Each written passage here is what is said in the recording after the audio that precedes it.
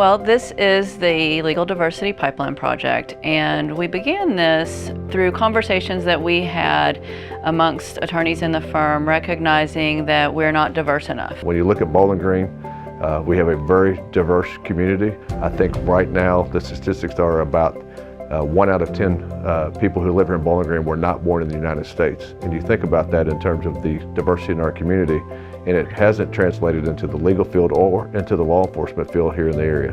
And we wanted to look at ways to improve that. And through those conversations, we came up with the Legal Diversity Pipeline Project, where we would reach out to high schools, especially diverse populations of students in high school, and talk to them about the profession and encourage them to explore careers in the law as options for them when they graduate from high school or go to college and beyond.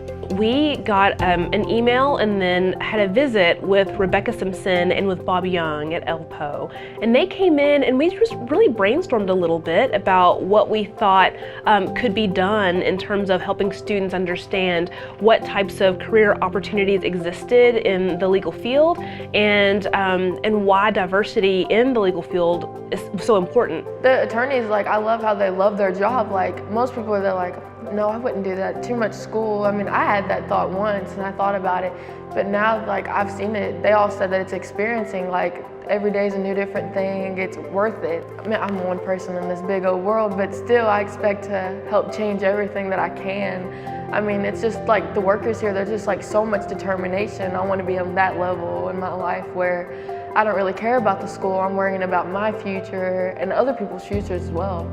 And I think that opening the conversation to discuss diversity, to make our law firm recognized as a leader in the field of diversity, lets people from all walks of life know that they're welcome here at ELPO.